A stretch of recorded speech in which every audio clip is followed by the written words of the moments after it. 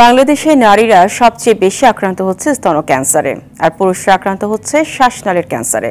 আর প্রতি লাখে 114 জন ক্যান্সার আক্রান্ত হচ্ছে।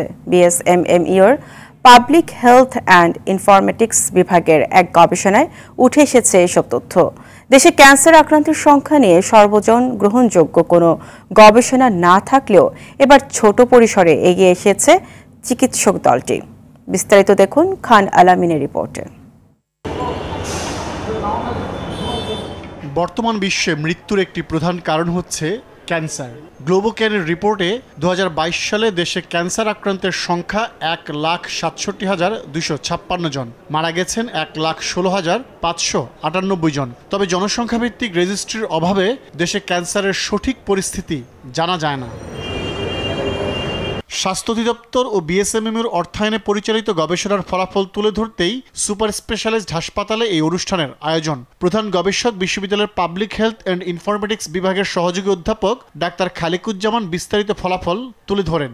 জানান, কিশোরগঞ্জের হোসেনপুরের পুমদি, শাহেদল, আড়াইবাড়িয়া এবং গোবিন্দপুর ইউনিয়নে 2023 সালের 1 জুলাই থেকে 2024 সালের 30 জুন পর্যন্ত গবেষণাটি পরিচালিত হয়। 4 ইউনিয়নের 27,787টি বাড়ির 1,16,475 জনকে এর আওতায় আনা হয়েছে, যাতে 133 জন ক্যান্সার রোগী পাওয়া যায়।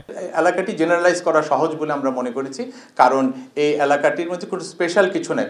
যেমন কোনো রূপপুর পাওয়ার প্ল্যান্টের মতো পাওয়ার প্ল্যান্ট নাই, কিংবা হাজারীবাগের মতো ট্যানারি নেই, আলাদা কোনো বৈশিষ্ট্য নাই। আমাদের ধারণা হচ্ছে অন্যান্য রুরাল কমিউনিটিগুলোর মতোই এটি একটি কমিউনিটি।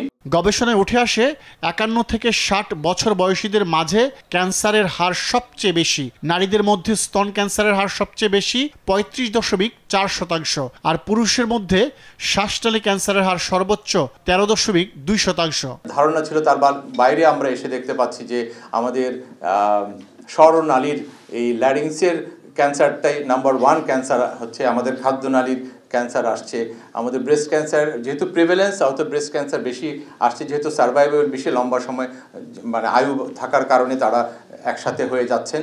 কিংবা অন্যান্য যে ক্যান্সারগুলোর কথা বললাম, যে আমাদের খুবই দুঃখজনক হচ্ছে 2টে গ্রুপেই 3 নম্বর ক্যান্সার হচ্ছে লিপ অ্যান্ড ওরাল ক্যাভিটি, মুখ ও গহ্বরের ক্যান্সার। এবং আমরা যদিও এই অ্যাসোসিয়েশনটা দেখার জন্য অন্য গবেষণা নিশ্চয়ই হবে, কিন্তু আমাদের ধারণা হচ্ছে আমাদের জর্দা, সাদা পাতা, গুল এই খাওয়ার অভ্যাসের কারণেই হয়তো একটা বড় কারণ হচ্ছে লিপ অ্যান্ড ওরাল ক্যাভিটি।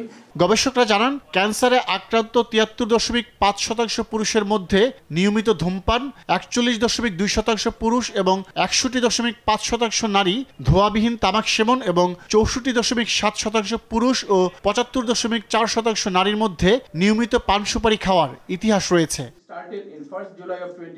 খান আলামিন, RTV, ঢাকা।